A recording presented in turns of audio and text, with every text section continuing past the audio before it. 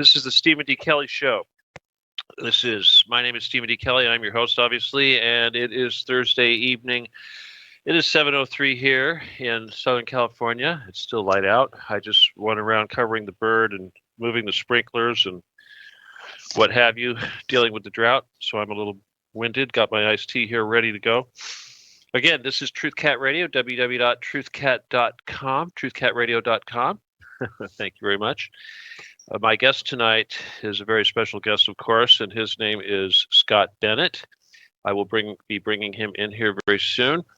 If you ever watch Press TV or RT or one of these places, or you follow these stories on the internet, I'm sure you've seen him. I've had him as a guest before on Revolution Radio, and I'm happy to have him back. There's a lot of other things I would like to discuss other than the topic of Syria that we are going to be focusing on primarily.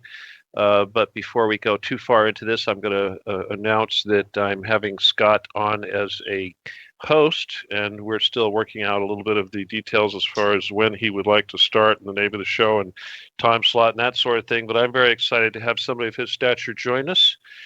And I'm always excited to bring in someone who is like-minded and dedicated to fighting the good fight against the dark side that we are here at Truth Cat certainly dedicated to and have dedicated our lives to. So the individuals that are willing to do that are certainly very rare, and when we can find quality individuals that we can trust and have in our foxhole with us in battle, that's a very valuable connection indeed. Before I start talking about Syria and I bring in Scott, there's a few things I would like to share with you. There's one announcement I want to mention here that's actually I'm pretty excited about.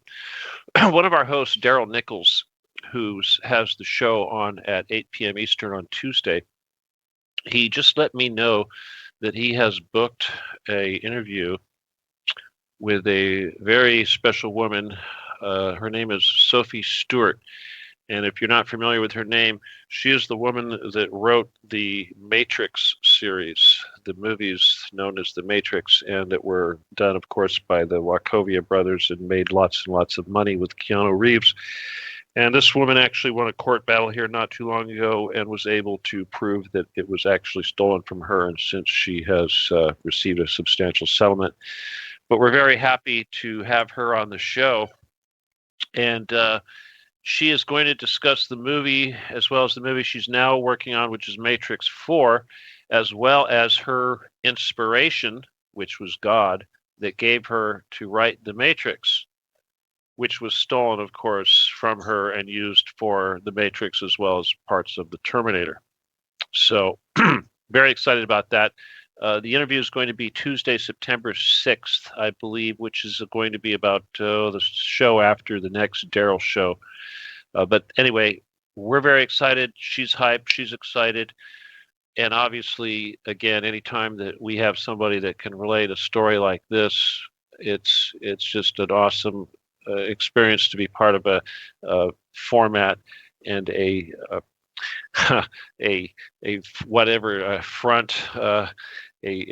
voice that can actually give people such as herself and ourselves and people like Scott Bennett here the opportunity to reach out and talk to all of you out there. So anyway, I'm very excited about that. There's a lot of other exciting things going on, but I'm not going to waste too much more time. I want to get right into it with Scott here because there's just not enough time for us 2 hours to talk about all the things we want to talk about. But to get going, first of all, Scott, I don't really need to give you too much of perhaps you could introduce yourself a little bit. Just tell everyone real quick about your military background and briefly about how you woke up and got onto the side that we're on right now. Sure. Well, I moved out from California to Washington to do battle with the Clintons and the Republican political circles. And that was back in 1998, and then went to work for the Republican National Party, went to work for Leadership Institute, then the Heritage Foundation, got my master's, worked in USAID, then worked in just high levels of think tank stuff, then went and got my PhD in political theory, joined the Bush administration, and then at the end of the Bush administration, Uh, Went to work for Booz Allen Hamilton in psychological counterterrorism operations, and then was given a direct commission in the Army. So I went to the Army as an officer into PSYOP. My background was in advertising. So I came in as sort of a consultant professional expert into the military, and that's what sort of kept my eyes open and made me look at the military experience like a consultant, not as a piece of Play-Doh looking to be molded. In fact, I was looking to mold the military in ways that I thought they needed to be improved so that they could do the business of the people of the United States. And no one in the military liked that in a sense because of their own agenda. But that sort of was my inoculation from brainwashing. And then I went in and discovered a whole host of terrorist financing cover-up involving Dov Zakheim, his son Roger Zakheim, Eric Holder, Lanny Brewer, Hillary Clinton, Barack Obama, Swiss banks, Saudi Arabians, Bahrainis, Kuwaitis, the Middle East Gulf nations. I found myself in a matrix, if you will, of a world that I never intended. And I then went on this different adventure when they threw me in prison for a paperwork error on a housing form. And I met this Swiss banker, Brad Birkenfeld, that confirmed everything that I was doing in the military. And it was sort of a divine moment where I discovered the material I was looking for in the military. I discovered it in this faraway prison, and that sort of completed the whole journey, because I took what Brad had given me, which were WikiLeaks cables, which are incidentally just now being released, and Julian Assange is going to release these very WikiLeaks cables in the next coming months. But all of that was given to me back in 2012. And we've been fighting to get this material out, sending it to all of the news media, all of the congressmen and senators, and no one has done anything. But the alternative media people have been breaking it out. We've been doing a lot of interviews with yourself and your show, and I'm so proud to be with you because you're one of the few leaders that are standing up and speaking the truth, regardless of where it leads, and you're not backing down, not afraid. Thank you, Scott. We're going to die doing this. I swear they haven't killed me yet. And, what are they waiting for, right? Hey, to be absent from the body is to be present with the Lord. There's not a human being on the face of this planet that intimidates me. And we just have to be good stewards with the truth. And that's all we've been doing. You know what I say, Scott? My dad died. And since then, there hasn't been a man out there that I would, bow to, so to speak, right? That's right. That's right. Yeah, so it's been an adventure, and it's getting even more interesting now. And we've been, we haven't had a political agenda or trying to navigate any of this in any way. We've just been expressing the truth. We've been shining the spotlight in the sky and saying, all of you who have a flavor for this, come. All of you who have ears to hear, eyes to see, come. Look at what we've discovered. Look at the facts. Look at the reports. Look at the people involved and make your own conclusions. And if it awakens you, if it stirs you up, if it gives you conviction that there is corruption and cover-up and wickedness being done, then we encourage you to make this story your own and take it to your political leaders and hold them accountable. Use this as your sword to back them against the wall and say, you either stand with us, you stand with Bennett, you stand with Stephen Kelly, you stand with all of these people who share the same attitude towards this, or we're going to hang you right here, politician. We're going to kick you out of office right here, politician. We're going to kick you out of the military right here, Colonel. Well, we might not actually hang them. We're probably going to give amnesty for just about everybody, but there will be hanging. Hanging will be done, but yeah. Well, they deserve it because young kids are dead. They've lost their arms, their legs, their brains, their balls. They've been turned into vegetables. They've been turned into fertilizer on the deserts of Iraq and Syria and everywhere in between, because all of this terrorism has been funded by Saudi Arabia, mainly through Swiss bank accounts. And they've known about it, and they haven't done anything about it, largely because the CIA has a lot of its operations funded by these Swiss bank accounts in the Saudis, as you know well. But they don't do anything because, their allegiance is to their own nefarious lusts and greed for money and power. But the American people, when they discover this, when they start to really understand it, and we just have to patiently explain it, I think you're very close to a social revolution in this country. I'll tell you, Scott. Obviously, we're trying to do this peacefully, and we're committed to doing this. And I've said very many times that I think this microphone is more effective than an AR-15. Yeah. But so that being said, you're right. We do need to wake up as many people as possible before it's too late. And it's just like Hillary was lashing out right now at the alternative media. We really are bringing them down, and we're doing it peacefully. Yeah. Because they only understand violence and these concocted, riots and all this nonsense that they're trying to foist on us. Even this Maidan-style shootings going on in Dallas. Yeah. It didn't work. Yeah. We're just not that stupid anymore, and we're communicating too well. Yeah. And that's a good point, Steve. We're communicating well. We're thinkers. We've been around the world. You've been in high level positions. You've worked in the intelligence sectors.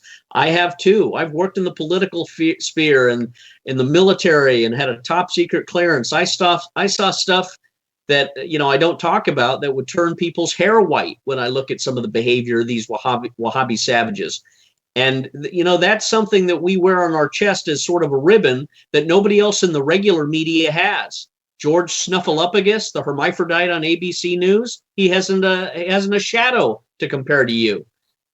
Jake Tapper, they don't have a shadow compared to you. And there's so many of us that the American people are gravitating to those who have strength and honesty. And, we're not afraid of being honest. The truth is on our side. Yeah, you made me think about something. I call it gravity, and it's usually comes from being involved in life and death situations. People either living or people dying, and when you talk about wearing that, that's what you're wearing. You're wearing that gravity. You go into combat or whatever, or you do something that's going to have the effect on these people's lives, lots of people's lives, and that's something that you can't make that up. And when you look at these people in leadership positions or the media, like you mentioned, all of these people that are people you have the trust in, they don't have that. They're very hollow. There's a lot of that leaders in our alternative media also that are kind of they don't have that gravity, which doesn't really. You can't really be a leader without having that to some degree. That's right. Leadership, I remember in the Civil Air Patrol when I was in the Air Force Cadets at 14, it was the best experience a young man can ever have because you're still molten in the formation of your steel of character. And it was ingrained into me that leadership is the art of influencing and directing men in ways which win their obedience, confidence, respect, and loyal cooperation in achieving a common objective. But the core of leadership is strength, is authority, and it's also compassion. It's also sensitivity and intelligence, but you have to have strength and boldness and fearlessness so that other men seek you out and say, that man's not going to bow down. That man's not going to retreat. That man's not going to be a fool. He's not going to run at a machine gun if he can come around and flank it. But no one in the media, in the mainstream media, has any of that gravitas, has any of that strength and authority. And that's what this country needs, are people with strength, authority, experience, character, to stand up and lay it all out on the table and not be afraid to say, look, here's what's going on. Here's what we see. Here's how we analyze it.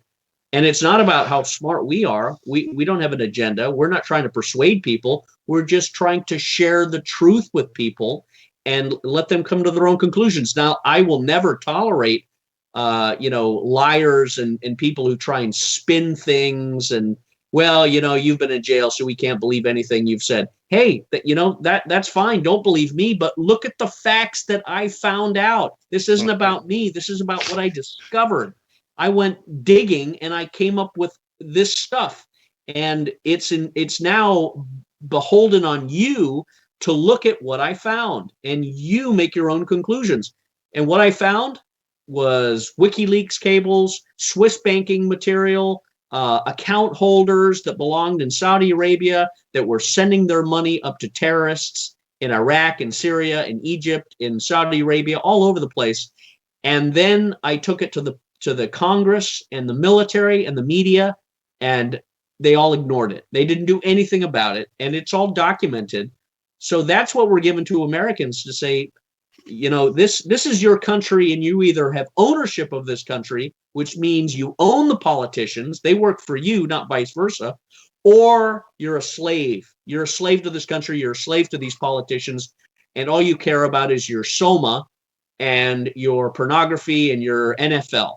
If that's the type of person you are, fine. I don't want to know you. You're not my type of American. I want leaders. I want people who will stand up for, righteousness and truth and law, because we've been sleeping for so long, because we've ignored this, we've got this out of control American military empire that's a country, a military with a political class instead of a country with a military. And we're running all over the world, kicking over tables, starting wars, and the rest of the world is now starting to react against us because of this recklessness.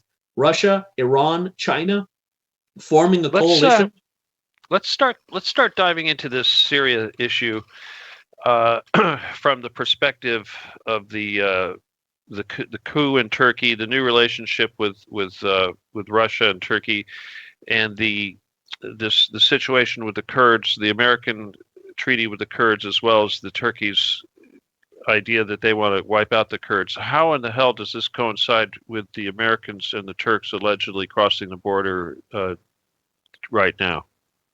Well, let's start from the basic, the basic understanding. The American Constitution and the American military is designed for one purpose, and that is to protect our country and our borders and our people. It is not for going over to Europe and going over to the Middle East or Africa or any other outside country except to wage war.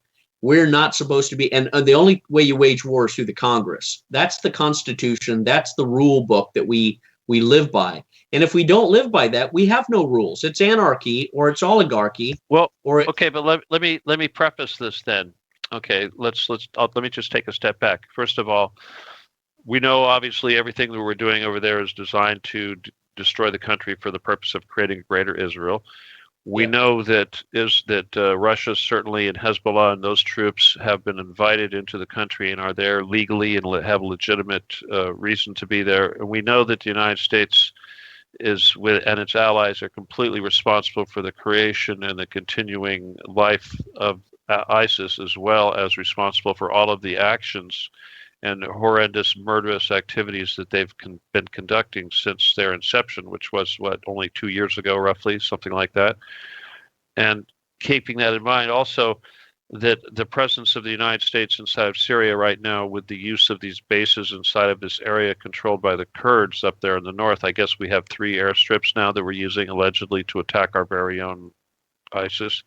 Yeah. So that's right now, yes, it's all illegal. We're wrong. We shouldn't be there.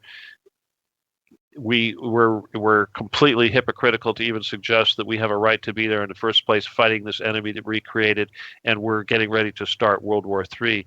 And yet we have a country like Turkey who apparently has seen the light and is realizing that ISIS is not the best thing to be nurturing, and has decided to distance itself from the EU and NATO and become closer to Vladimir Putin. I think that's the key. I think that's the key of what you said. It's moved. Erdogan in Turkey is looking at the United States and NATO and Europe and writing them off and saying, we're not going to get anything from them. They're not going to be friends. They're not going to give us visas. They're not going to love us. Where are we going to go to? Well, we've already pissed off Russia. We've already been fighting against Syria and Iran, but we have a better hope, and I'm going to stay in power if I make friends with Russia and Iran than if I do the United States. Now, if the Gulen followers and the U.S. instigated this coup against Turkey, then it was a demonstration of absolute dismal ability, because they didn't pull it off. It was totally screwed up. Well, let me jump in here real quick at that point right there. This is the thing, is that we know that Turkey was somewhat of a very cooperative facilitator for ISIS and NATO. It was a staunch NATO member, yet it wanted EU membership. We know that because of the refugee crisis, et cetera, that was not going to happen. We also know that NATO is setting itself to merge with the EU and create this EU NATO/army. The other thing is also the United States is trying to create this alliance with the Kurds in balkanized Syria. And we know that obviously Erdogan is very much against this. So at the same time that we had John Kerry over there making treaties with the Kurds, we had them try to kill Erdogan and replace him with somebody that was going to be less anti-Kurd and more acceptable to this EU membership, perhaps. But then we find out that the FSB had been listening to everything. They knew the Americans were involved in shooting down the Russian jet. They knew exactly who was planning the coup and who was involved. And that's why the coup was launched at such a half-assed rate, because they realized it had been compromised and it was a now or never deal. Well, if we go with that narrative, then Erdogan has made the wise choice to try and come and eat crow by saying to Vladimir Putin, I'm sorry, I was blinded by the false promises of democracy, materialism, and everything that the U.S. promised me. But now I've seen the light, and now I'm coming to ally with you and Iran and to seek peace. And he's already apparently said,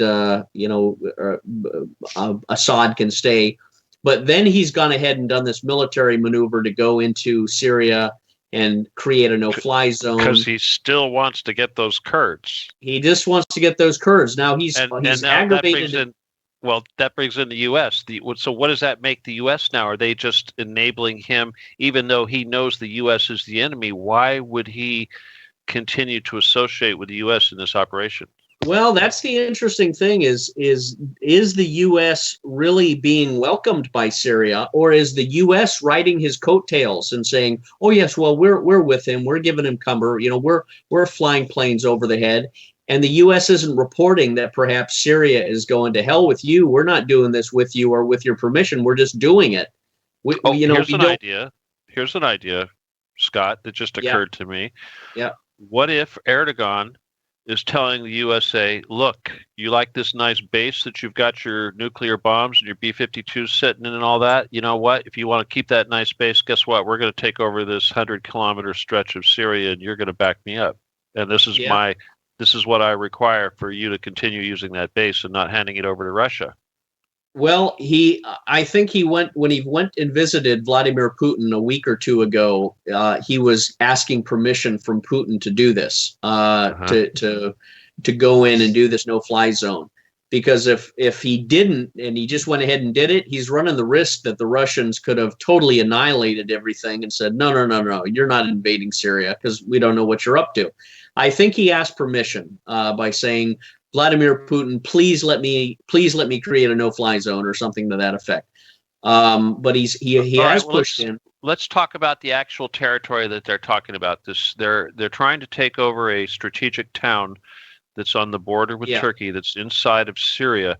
Now, typically, as we know with Aleppo, that these strategic towns, the only thing they're there for is to provide a conduit of crap going over the border, either personnel or weapons. So we have to assume that this is the exact same thing, because there isn't really any need for a security buffer zone. And you also have to remember that entire area of that north of northern Syria, Latakia region, was stolen from Syria by Turkey, 60, 80 years ago, something like that.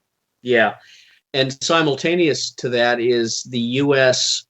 Bases where they've taken over the Lafarge cement factory and put their special forces units there, training the, quote, Syrian, democratic rebels or whatever they are.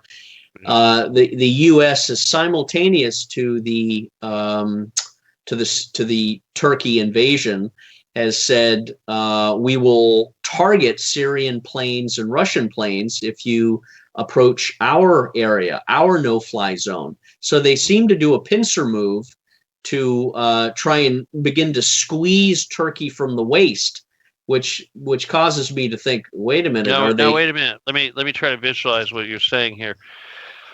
This where are this is this pincer coming from? You're talking about the area of northern Syria and what other area?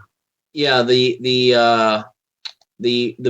base where the U.S. has its In Krillik? training of special forces, the special forces, U.S. special forces, and I'm bringing it up now on the computer so I can see it. The Okay, U.S. that's in special force, Kurdish territory. I think that's on the east area. Okay, okay. Uh, the U.S. has Northeast. targeted Turkey. No, I'm sorry. The U.S. has targeted uh, the Syrian Air Force and the Russian Air Force. They have said you will not fly and bomb any of our guys. We will shoot down your planes. The U.S. Yeah. said that, and then simultaneous to that was this Turkish move. Incidentally, the quake in Italy happened the same day that Turkey did this invasion. No, I'm not saying Distraction. you. Huh? Yeah, I mean, there's a weird thing happening. You have a big quake in Italy, and suddenly you have Turkey invade. Okay, some people who Huh. say that That's we have almost the tech. cosmic, huh? Well, I mean, cosmic, or do they have technology to do these things, or do they set off bombs to make it look like an earthquake, or is it All of the above. coincidental? You know, I All of don't the know. above. All we do is look at the facts. Yeah. Interesting. But Wow. it's questionable. What is Russia saying and doing about this now? That really, in my mind, Russia and Iran are and because you got Russia, Iran, and China. All right, you got three big countries in coalition. They're all in agreement. The only thing they want is stability, and the key to stability is keeping Assad in power. Well, That's the let's simple talk about logic. that for just a second. There's a big misconception, first of all, about China's role in all this. Yeah, And I'm seeing so many pro-Russian publications, and I don't have a problem with it because I get all of them, that are saying, Sputnik News and what have you, that are talking about, oh, China has entered with Russia an alliance in Syria, and they show all these pictures of troops. That's crap. There are no Chinese troops. What they are doing over there is they are training them in medical procedures and that they're working on their medics. They're training their yeah. medics. But one That's Chinese soldier gets killed by a U.S. bomb, and all hell breaks loose. Well, that's true. And but on the big picture, this is the thing. On the big picture, Assad has been very tolerant of the Kurds for a long time. Yeah, And the Kurds getting the weaponry and what have you now, this is not good, obviously, because ultimately this is going to cause them to de facto declare a homeland, which right. And the that U.S. wants that. The and of U.S. course wants that. they want to fracture the country so that they can go in there and do everything and establish their banks and launch Yeah, their everything else, their yeah, horribleness. But yep, and so, out of all the leaders of the various countries that are associated with the Kurds, Erdogan, Iraq, formerly as Saddam Hussein, and Assad, the Assad regime has always been the most compassionate and conciliatory towards the Kurds, and yeah, everybody's trying to ruin that. yeah, Now, and as I've been telling people over there at Russia Today, again, and this is the big part of why we do what we do here on Truth Cat Radio, is we control the dialogue. We don't sit here and talk. I mean, yes, obviously, we're discussing events that are the result of issues that we're not in control of. However, anytime I get the opportunity, I want to force the dialogue back to where it needs to be, and that is the Golan Heights. yeah, Now, eventually Russia will have to liberate the Golan Heights. The Golan Heights will be returned, and all right. of the lip service and fake cooperation going on with Israel and the United States is all going to come to a complete halt when that happens. And Yeah, Israel right now is violating the Golan Heights even heavier. They are attacking Syrian army positions in support of al-Nusra and what have you in the Golan Heights and various different areas near Damascus. yeah. And I've even heard, and I haven't been able to verify this, maybe you can help me out, that a Israeli F-15 or whatever was shot down here just recently over the Yeah, Golan Heights. Was that true? yeah, yeah. Okay. I Right. think I saw the same thing. I haven't done the investigation, but I think it probably was. I think it I probably tried to was true. find a little more back. I couldn't find anything to really verify. You know how it is with these things. But Yeah. obviously, that's the sort of thing they want to cover up. Now, what's most importantly, though, that needs to be discussed is that Russia has SS-300s and SS-400s and all the associated hardware at in Latakia at Yeah. that base, and there's more than likely that they have also delivered substantial amounts of that material into Iran when they did that little exercise out of that base. You cannot tell me that Russian aircraft would be flying out of anywhere without bringing in heavy loads and Antonovs full of SS-300s to set up to protect that base prior to them ever launching strikes. And now they say Yeah. that they've stopped using the base and they withdrawn. Putin is not stupid. He did the same thing in Latakia. Everybody was saying, oh, if you bring in the SS-300s, it's going to be war. What does he do? Oh, fine. I'm going to bring in a little contingent of 24 jets. Oh, gosh, I need to protect my jets. Right. Right. Oh, That's I'm right. going to pull my jets back out. I guess Yeah. I'll be leaving my missiles behind. So what it really gets down to is when the United States starts making these bellicose threats to shoot down Russian aircraft or Syrian army aircraft, obviously that's absolutely ridiculous because the United States flies at the as a guest of the Russians that can shoot down anything within 80 miles of the damn Latakia. Yeah. So, they cover all of the airspace over Turkey, and this is the reason why they were unable to shoot down Erdogan, because the Russians basically told the pilots that were sent up by the Americans to shoot down Erdogan if they even get near the trigger button, that they will be blown out of the sky. Yeah. Yeah. So, and this is all hush hush. Nobody says that, and everybody talks about these statements coming from the American military, and yet here's Putin, master chess player. He's not saying anything, but we all know what the reality is. Yeah. Yeah. So, well, you're exactly right. Putin is a master player, and everyone's learning very quickly. And Obama knows this.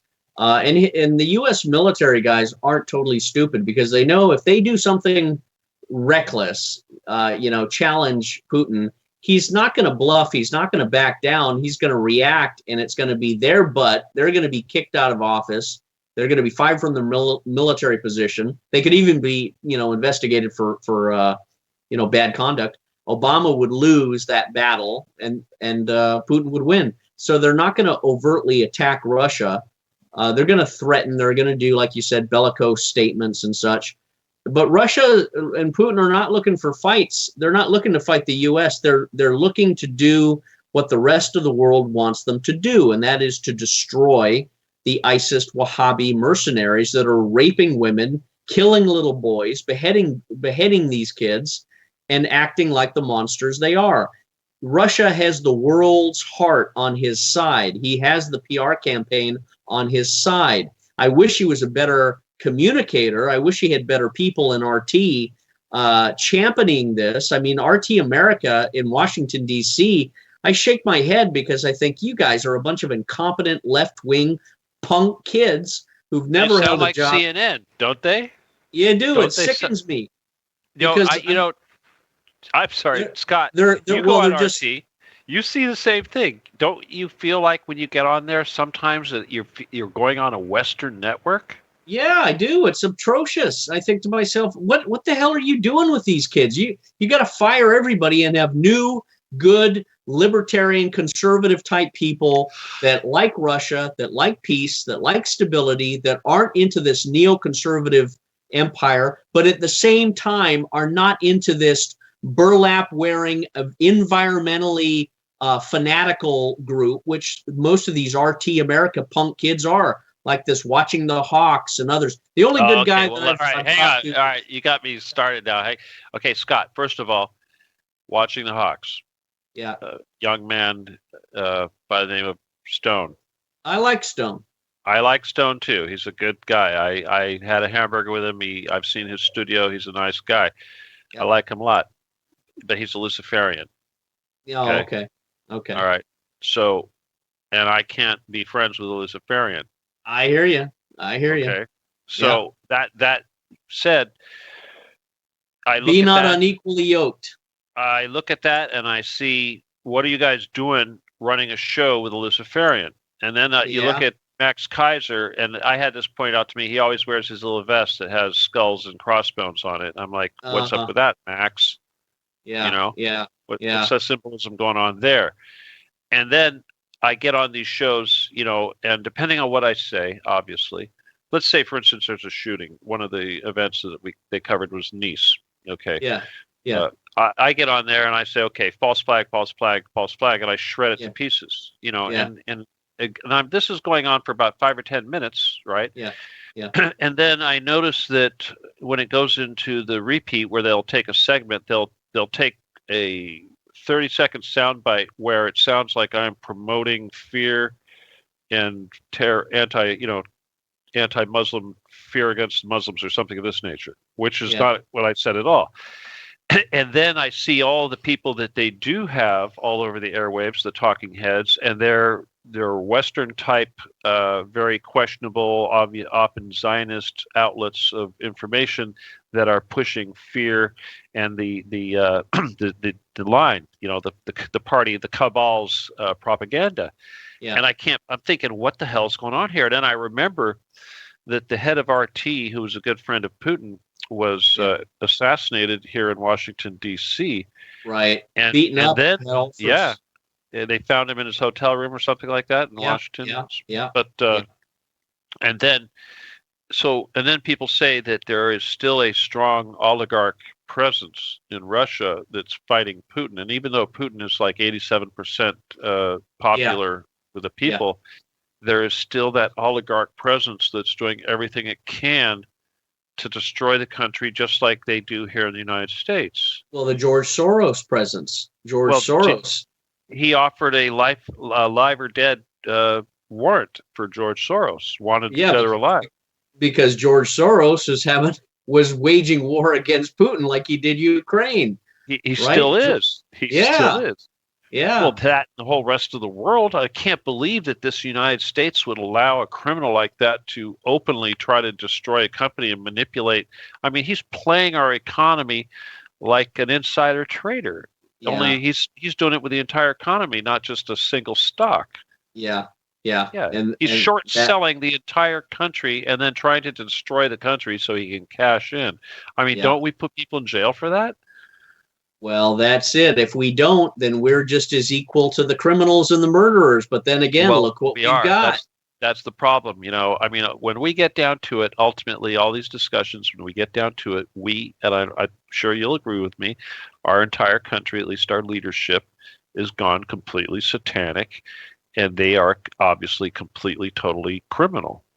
And, Steve, all of these institutions are criminal. I went firsthand, face to face. I went into Congressman DeSaulniers' office. He is a congressman in California in my district. And I went into his office and I had Michael J. videotape it. And we're going to put it out on YouTube. And I went to his chief of staff and I said, my name is Scott Bennett. I've got a terrorist finance report about Swiss banks, terrorist financing, cover up Hillary Clinton, blah, blah, blah. I need to give this to Mr. DeSaulniers. It's part of his inquiry. He's part of the committee that's investigating James Comey, that's investigating Loretta Lynch. This explains everything. And I sat, and his staffer was taken aback. He didn't know how to deal with it. He was stuttering and stammering. And I kind of said, okay, no problem. Get me in your office. Let's sit down. Okay, and we sat in his office, and the guy was like a deer in the headlights. And I went on for 25 minutes and presented the truth, and it was videotaped. And I did it, so it was an affidavit. Mm-hmm. And then I went to his town hall meeting 2 days later, and I stood up and I videotaped that. And I said, Mr. DeSaulniers, we gave this to your staff. Here's my book. It's a whistleblowing report. It describes everything about terrorist financing, blah, blah, blah, blah, blah, blah, blah. Here it is. I'm giving you notice. I'm giving you a copy. And he has not called me or contacted me since. Now, these guys don't want to die. They don't want to die. Yeah. they're like, oh my God, I'm going to die. That's what they're thinking. Yeah. Well, life, when you serve your country, and I guess it's being part of the military, it takes out of you a sense of fear. You understand. You haven't died yet. It's like, well, I haven't killed me yet. Hey, when you serve your country, death is always a possibility. And you say, okay, I'll I'll put that in the corner, and I'm going to be smart. I'm going to wage war the smart way. I'm going to keep my head down, and I'm going to be victorious. But you never back away from a fight because you think, oh my, I could be killed. You go into a fight to secure victory. As Patton said, you fight so that the other son of a bitch loses his life, not you. And when I go into these fights, it's so that Hillary Clinton loses. It's so that Obama loses. It's so that Eric Holder and Lanny Brewer and all of these criminals will lose. And thankfully, Julian Assange is firing WikiLeaks cables that are giving me sniper cover. They're supporting everything that we've been reporting since 2012.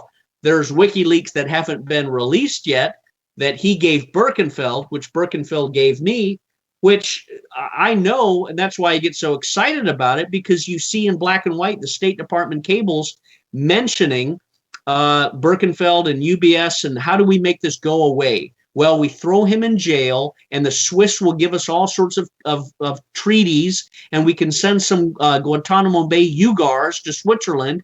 Yeah, we can make all these deals. Oh, and then we can get $25 million to the Clinton Foundation because we can extort UBS, we can extort Saudi Arabia, we can extort all these people to give us money, and in exchange, we will throw an American citizen, Brad Birkenfeld, in prison. And that's exactly what she did. That's corruption. That is what I just sent you. The Fox News report where they uncovered Cheryl Mills, her phone call log. The name on January 2013 was Lanny Brewer. Why did Fox News pick about from all the other names in all the other phone logs? Why did the camera zero in on Lanny Brewer? That's what sent me firing up in the sky like God's holy firework, because I know they are getting our reports. They know Lanny Brewer is up to his neck in this treason with Hillary Clinton, as is Eric Holder, and it's the stranglehold is coming. The noose is tightening, and the American people just don't see it yet.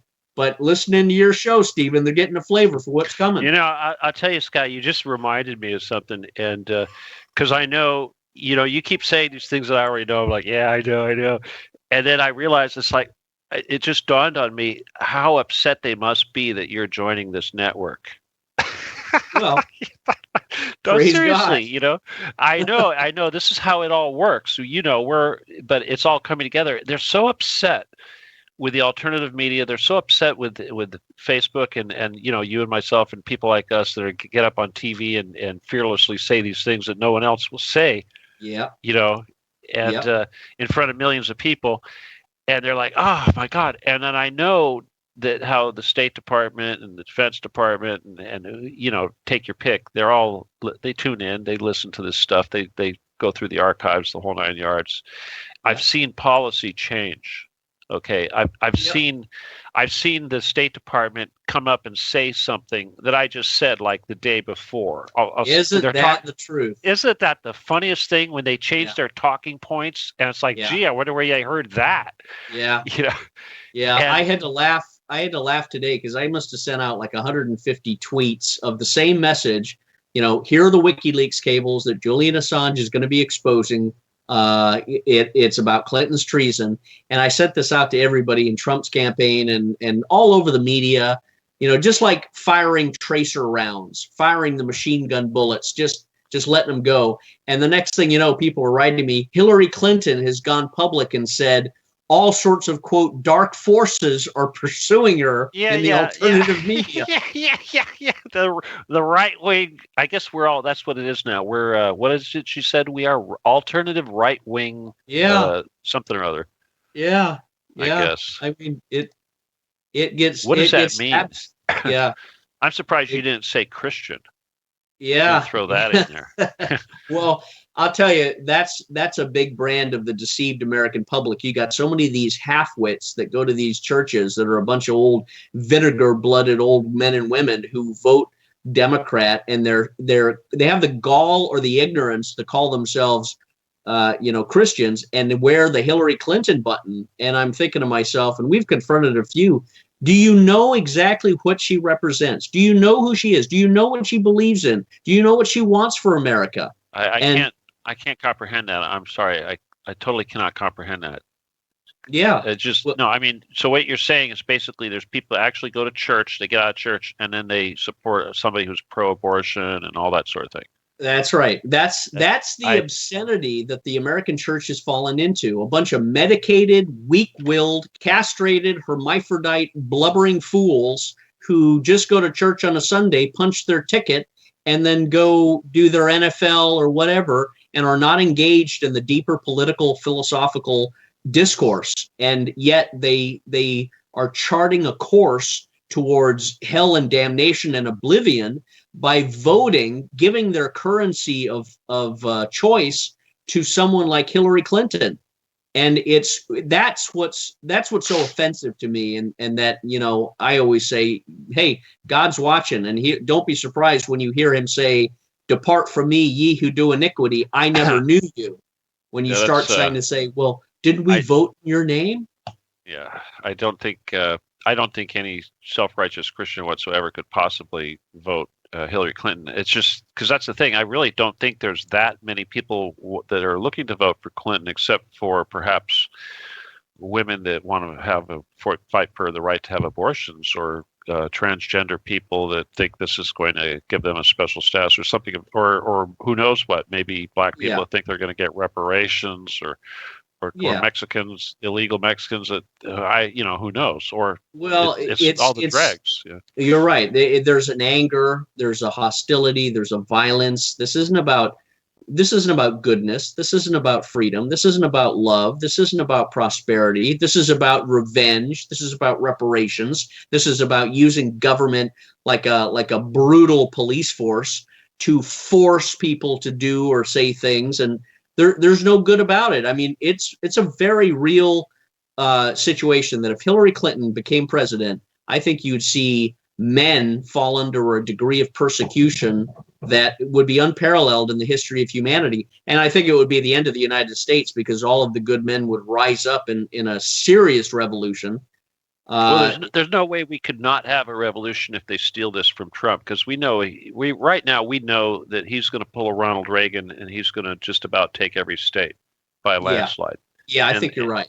yeah, we know that, and we know that it's going to be almost impossible for them to fake this. And Yeah, even like Brexit, they tried. I'm sure they cheated like hell on Brexit, and yet there's just so many people that voted exit that they had to pass it. That's yeah, but yeah, but I think if they pull one of these stunts where everybody knows damn well that Donald Trump won and they still give it to Hillary, or they even try to tell us it's close, or even God forbid they try to execute him somehow, yes, all hell will break loose. yeah. No I doubt think about that. I think what's going to be happening increasingly, you're going to have swift boat ads and swift boat organizations focusing on Hillary's bad health, her various diseases, thrombosis, concussions, mental issues, sexually transmitted disease issues like the cancer on her tongue. That's going to have an increasing dialogue, and that is going to That is turn disgusting, people. dude. That is Yeah, disgusting. well, I mean, we know. I mean, Michael Douglas had the same thing, right? There's a cancer connection to some of these behaviors, and that's going to increasingly come into the discussion, and the Hey, analysis is hey, I their got health. something for you, Scott. Something that occurred to me the other day. First of all, it's going to be a miracle if this woman survives long enough, because she's certainly death warmed over, and Yeah, obviously she's wearing diapers, a catheter, a defibrillator, best. yeah, yeah, She's trying to hide all this somehow. yeah, And then of course, like you said, she's a serious drug abuser, yeah, alcoholic, and she's got these, probably her and Bill both have got AIDS. But yeah, yeah, be all that aside, I'm curious, these ridiculous looking frocks that she's wearing. yeah, Uh, I used to make armored clothing, and yeah. I swear it looks, these stupid things she's wearing. I mean, I wouldn't be surprised if the whole damn thing was Kevlar underneath it. Yeah, I wouldn't be surprised either. That's a very good point. Yeah, it sure looks Yeah. like it. I mean, Well, there has been talk too that they know she is not going to be winning, and they may be handing the nomination either to Bernie Sanders or Biden. I don't know how the legal rules would handle her being taken out or That's a bowing out. fiasco either way, huh? Yeah, well, Biden is the only one that would concern me because he can present himself, in an old man, sort of a quasi-conservative appeal, even though he's not. Right. But I Yeah. still think Trump would He's carry such an the idiot. day.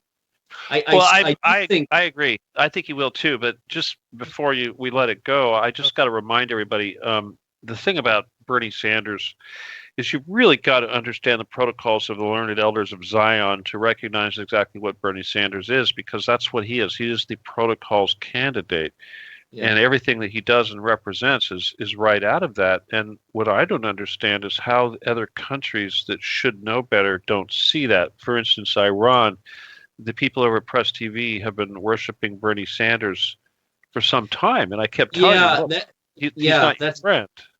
that's bizarre to How me and too. They, but see, they argue with me, and this is almost like a little bit like RT. They actually will say, "Why do you say everything is out of the protocols?" And I said, "Because it is. yeah, yeah, It's very simple. It is. yeah, They yeah. don't see it. How do they not see it?" Well, I think they're emotionally blinded by the propaganda that has been exaggerated, Trump. specifically about Donald Trump being anti-Muslim. And he's not anti-Muslim. He's just ignorant about the differential between the Wahhabi Salafist and the Shia Iranian. There's a huge difference. We had Catherine Shakdam on our broadcast Wednesday, and I think she's a brilliant young lady. She's very, very well spoken, and she very clearly lays out the occultic perversions that the Wahhabi represents and how they do not represent anything to Islam. Well, the equivalent is, of course, everybody in America thinking all Muslims are these Wahhabists. No, they're not. The pattern is to say the Shia are as different to the Wahhabi as the normal everyday Christian is different to the Heaven's What Gate about the Sunni? cultists. Where does the Sunni fit in there? Well, the Sunni is not the Shia, is not the Wahhabi necessarily. The Wahhabi is a aberration of the Sunni. So it even gets more specific. All right. Well, We can see, this is the thing. Now, obviously, Press TV, everything for them is a Shia Sunni issue, yeah, which is difficult for me to grasp because I'm somewhat, separate from all that. But yeah.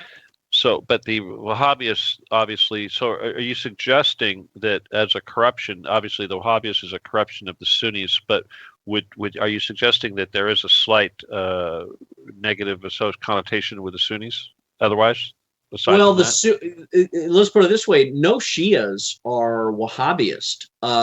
There are Sunnis who are Wahhabists. So the Sunnis that are Wahhabists are the problem. The Sunnis who are not Wahhabists are not a problem. And I could care less if you're a Sunni or a Shia or a blue man from Mars. Everybody's spiritual path is between them and God. But I do not like the Wahhabi who comes in and rapes little boys in the swimming pool, who holds knives against women's heads and says, convert or die, and does abominable things in the name of Wahhabi Islam, which is essentially you are God's chosen people on the earth.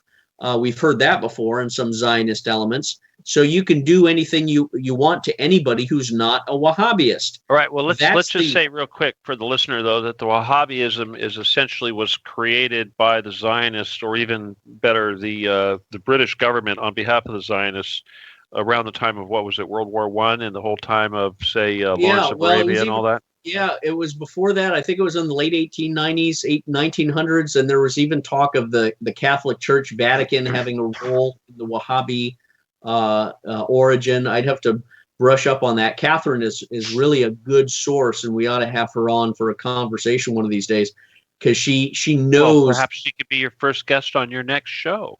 Oh yeah, well, Hey, listen, together. Jay, or I'm sorry, Scott. Yeah, I got to interrupt here. We're just about done with an hour, and I just want to do a quick station ID and stuff, if you don't mind. Do you want to get a drink of copy water that. or something?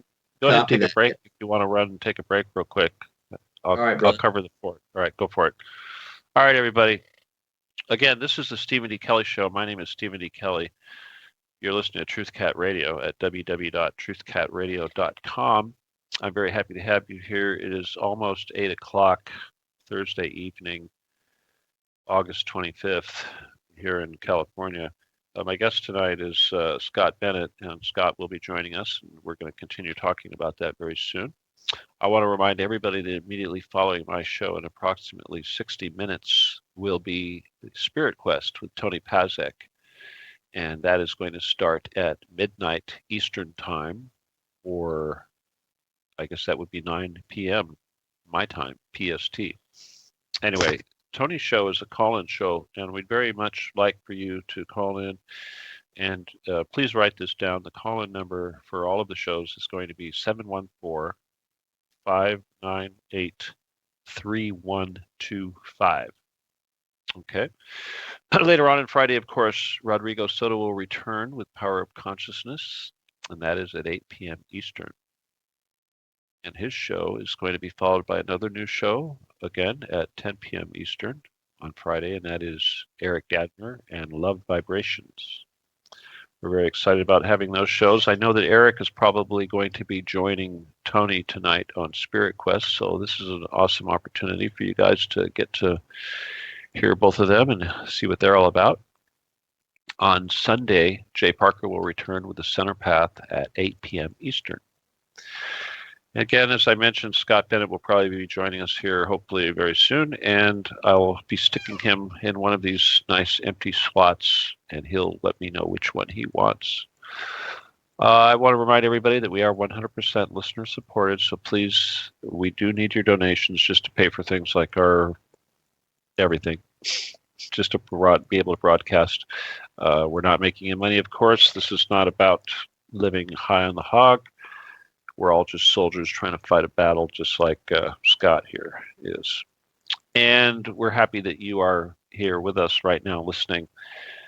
But if you are able to help us out, if you are in a position to drop $1 or $2 into our war chest, there's a button on the page. It's the one that says Support Us, and it's next to the Truth Cat chat button. Anyway, if you go to the Support Us button, basically there's instructions on how you can use PayPal or how you can actually mail a contribution, but it's all there. And also, as I mentioned, there is a chat room that is functional right now, so please, if you have not done so, go there and register a screen name and say hello. Introduce yourself, and we hope that you become a regular, and not just a regular listener, but also a regular participant in the chat room. It's a great way to basically communicate with the people that are on the air, the hosts, and their guests. So if you have any questions for either myself or Scott, and you don't want to call into the show, that's what you do. Yeah, Leila, I think that is Kevlar. Sure looks like it. But again, if you'd like to join us, we always take calls during the second half of the show. It's 714-598-3125. And of course, my Skype, if you would like to connect to me via Skype, it's my name, Stephen D. Kelly, Steven, period, D, period, Kelly, Kelley. Okay, that's the actual Skype address. Other than that, that's the main thing I want to tell you guys, except that I also want to remind you that the activity that we do on Facebook is very important to the growth of the station. So when you do see our spam, our ads that we put out for the various shows, please like them and share them with your friends on your page or with groups that you belong to. And that helps us a lot to get the exposure that we need to attract the listeners. And I want to thank everybody that's already putting a lot of effort into it, because for the most part, we have a very excellent Facebook presence. I do need to get it better, though. I'm sorry. I don't want to see any negative growth. That's one of the problems when you have big periods of growth, that when it slows down, it always looks bad. But if we could have constant growth, that would be wonderful. I definitely need to get more people to join the Truth Cat Radio Facebook page. Very important. All of our ads and everything emanates from the Truth Cat Radio page. So if you would like to share our ads and what have you, that's a good place to go to for the source. Obviously, if it shows up on your page and you share it, all the demographics still go back to us, which is really what we're interested in. So again, I'm going to return back to my show, the Stephen E. Kelly Show, and I'm going to say one more time that this is the Stephen E. Kelly Show. My name is Stephen E. Kelly, and you are listening to TruthCat Radio at www.truthcat.com, and I have Scott Bennett with me, and we're going to go back to the Syria situation. But before we do, are you with me, Scott? Yes, I am, Steve. Good to be with you. I hope you had enough time to visit Lou or whatever you needed to do. Hey, listen, I hate to do this, but it's such a fun thing to talk about. I got to meet your friend and your co-host the other day. Can we talk about him a little bit? Of course. All right, awesome. What was his name again? Michael J. Michael J. What's the J stand for? It was Jay. Jay. Oh, interesting. Yeah. Michael J. How long have you known him? And just give me I want to learn about your guys' association. Well, Michael J. actually had heard me, I think, on Project Camelot on Carrie Cassidy's interview, and had discovered my site and book, I guess, that way. And he lived in the Danville East Bay neighborhood up here in San Francisco area. And he's a man of deep faith, and he had said, I was praying that God would allow me to meet you and see you. And I was walking through the parking lot of a Trader Joe's supermarket area, and I hear someone call out, "Hey, LT," which is Lieutenant. And I turn around, and it was this guy, Michael J. And he said, "I've been praying to meet you." And we just started talking, and I was pretty careful because I'm not scared of anyone, but I'm very cautious in who I talk with, because I'm always cognizant that there are agents and provocateurs and informants and government operatives out there. So you gotta take everybody with a grain of salt, huh?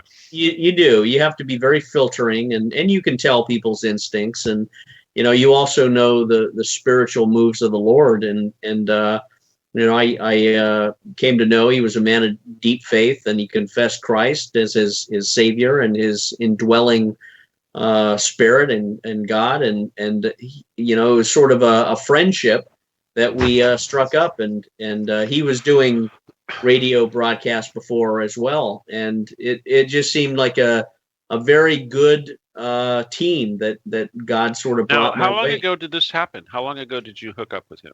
This was last 2015, last summer. Okay. Oh, okay. Just about a year ago then. Okay, because we're building up to this cool story here. Yeah. And now you and I, we've been talking for, I don't know how long now we've been communicating here, roughly a couple of years, roughly, something like that. Yeah. Yeah. Okay. Obviously, I've been following you for a while, and I, ex-Army intelligence, I had to feel you out and see if you were on the up and up. Yeah. And I had you on the show because I was kind of leery of you, because I'm kind of leery of everybody, right? Of course. Of course. And then, but I had you on the show, and I'm like, oh, cool, this guy's right on. This guy's one of us. It's for real. He's for real. And that was, and then, that's been like that ever since. Once I realized you're okay, but that's how it is in this business, right? Right. Right. But anyway, so now he came to you. He got this inspiration. He had been doing radio, whatever. He wanted to see you. He manifested this thing. Boom, there's this meeting. And a year later, let me see. It's been a year that you met him, but sometime, how long have I been trying to get you involved in a project like this? No. Well, for a long time, and my busyness with these legal fights and with the legal motions that I've had to be writing, because I've been representing myself in this. So I was educated in the law when I was in prison, because I had lawyers all over the place, and I was very quickly spun up on how to legally present this. So I've had to file my 2255 ineffective assistance of counsel motion. I have met with a lot of attorneys and talked to them, but I've been so busy fighting this, and then also balancing the website and getting the materials out and doing interviews every day, that I just haven't had a chance to really settle and sow, my time into talking about, some of the subjects you and I have been talking about. Well, we've been So what I'm saying though is it's kind of like the chain of events was in motion, and they weren't completely synced up, and yet they were all building to this point we're at right now. yeah, they were all there. They just had to wait on God's timing, I think, to be perfect and balanced and Exactly right. Yeah, exactly. But you see, the thing is that a lot of the people that are involved with what we're doing, I know Jay is the same way. Jay Parker, the guy that had the show on just before me, Yeah. He is, as I've mentioned to you, he's a very hardcore survivor of really deep, dark, satanic crap, and he's a fighter just like us. He's a very strong warrior. Yeah. And he's also very leery of people who are not, sincere in this battle. Yeah. And I know that when I came to him, actually what happened was somebody said, "Hey, you got to get this guy Jay Parker." And I sent him a message or whatever, said, "Well, okay, you tell him to contact me." And he did. And he says, "Well, hey, I'm Jay Parker. I've got all this experience at doing shows and all this." And I said, "Well, Jay, so-and-so said you're good. That's all I need. Welcome aboard." Yeah. And it's like, cool. And he tells me, he says, I didn't even know if I even wanted to do this, but something told me that it was time. Yeah. Yeah. And you're not alone. It's because other people, almost everybody involved in this movement has felt that. And if they haven't felt it, they're not really, because we've still had a little bit of shakeups, and the shakeups we've had are from the ones that didn't have that warrior mentality, that was still kind of in it for themselves and their ego involved. Yeah. And you can't do anything for yourself. You can't do anything for really any other reason than the love of God and a feeling of conviction and passion and duty. Service to others. Yeah, that's exactly right. You have a duty. I will never forget walking out of the prison in Pennsylvania on this one morning, and I was struggling. I was thinking to myself, why am I here? This is the most bizarre thing that could ever happen to me in my life. Why am I in a prison? And I'm trying to think that the government made a mistake. I'm trying to think that they made, a big rush to judgment, and that, they got everything screwed up.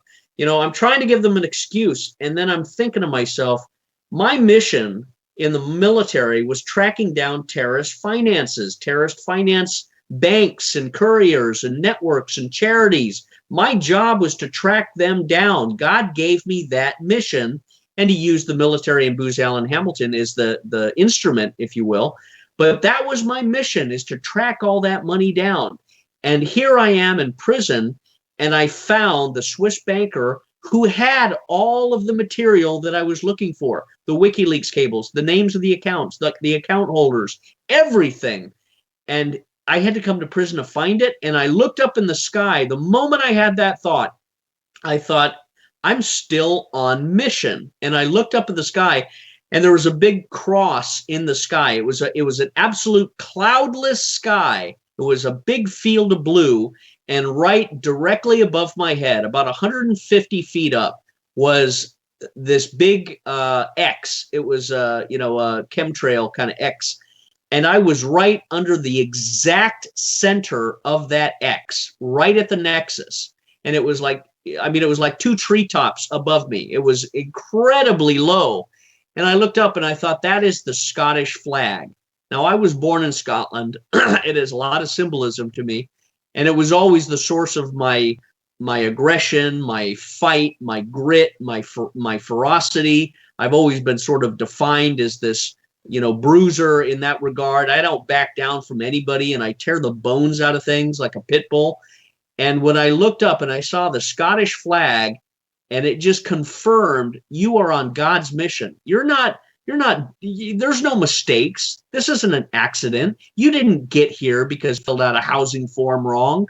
You are here because God, my Heavenly Father, put me in a prison to give all of this stuff.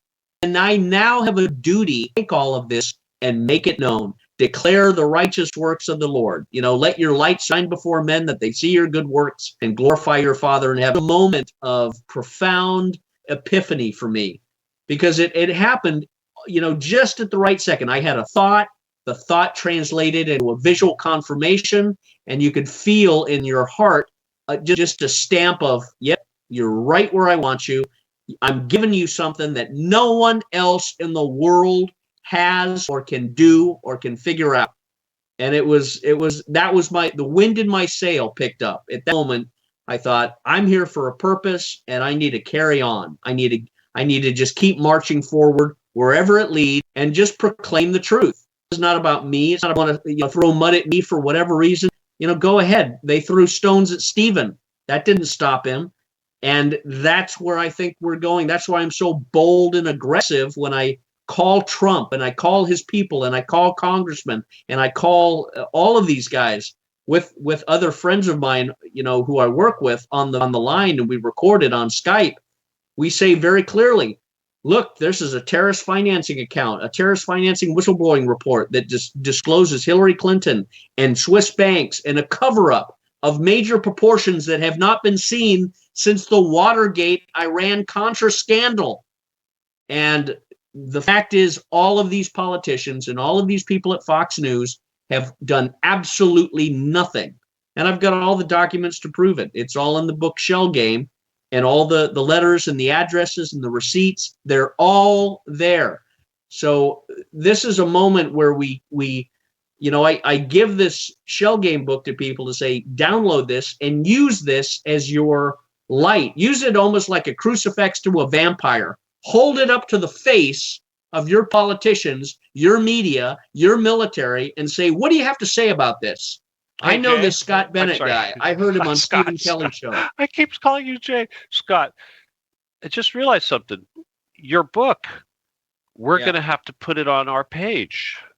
Oh, yeah. Yeah. We have this.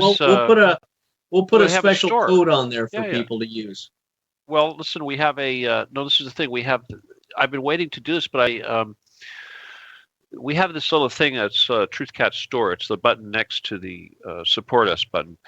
And that's what I want in there, is the books and things like that of the various hosts. If one of our hosts has a book, my God, that's what we want in there. Yeah. So certainly we need to set that up to make it easy for people that visit our site to be able to find that book.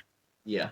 Yeah, by all means. And again, it is meant to be a weapon for people to use that they can challenge anyone. Because I'll tell you, no one can stand against that book. I've had people write me, Steve, and say, I started reading your book and I had a transformation in my soul. Something happened. I don't know what, but something exploded inside me when I read this. And I can just tell you, when I wrote it, it was not me and my good thoughts. I was writing almost like John on the island of Patmos. I was writing in a spiritual prayer to God. How long did it take you to write it, Scott? Just out of curiosity. That was about, 2 years from when I went into prison in July of 2011 till January of 2014. Did you have any issues with them going through your notes and looking at it and deciding? Oh yeah. I had to. Well, I mean, it was a whistleblowing report. Remember, I'm writing members of Congress saying, "Ladies and gentlemen, Remember Rand Paul. I wrote it to Jim Webb. I wrote it to Dianne Feinstein. I wrote it to 150 different congressmen and senators, and I made copies of every single letter. And I said, I'm a military officer. I'm being illegally imprisoned because of terrorist financing material that I have divulged. Here it is. Contact me for a debriefing. And that's a pretty strong statement. You're a military officer being illegally imprisoned because of a whistleblowing report involving terrorist financing.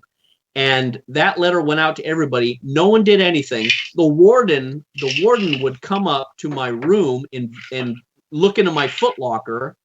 But, you know, they didn't do anything to me because there's a couple funny things that were involved. One, a lot of the reports, I think, because they were getting stopped in the news or stopped in the post office and stuff like that. I had friends of mine smuggling them out at an airport. A couple guys worked at the airport. So they would take my reports under their shirts and they would smuggle them out at the airport, and they would get it out of the airport news, right? They had the mailbox at the airport, and it would get out that way. And the other thing was, a lot of the guys who were in prison with me, a lot of them were like Italian mafia, Russian mafia, and I was the only one who could type. So I was typing letters to get them out of jail, letters to get them into drug programs, letters to get them early release. I was their secretary, if you will. You still got it. Sorry, you still have those connections? Oh yeah. Well, I mean, I don't work with them. I mean, I wasn't in that world, but they loved me because I could type. And these guys were, they weren't killers and stuff like that. The point is, I was protected. No one could touch me because I had all these mafia guys around me who were, loved me because I was the guy who could type. I was their legal mind. Besides, they didn't like lawyers, but they liked people who could, who had their best heart, their best interest at heart. And I was a military guy, so I was a different animal. They liked me because I made their guns. Yeah, that's right. Yeah. I'm sorry. Oh my God. Scott, it was an adventure. Yeah, I was just, I don't talk about the dregs. I mean, yeah, well, when you're in jail, okay, I was in jail for something else. It wasn't quite like that, but it was, it's just a short period of time. But my God, you can write a book just from that experience itself. It really isn't what people think it is. It really isn't. It's very, very different than what you see on TV. Yeah. And if you haven't experienced it, you just don't know it, because it's kind of a light switch experience, if you will. Yeah. But anyway, yeah, it really it gives you a perspective that you'll never have if you don't go through that. But anyway, no, talking about dregs and all that, I don't know. I mean, a lot of times I don't know who my customers are.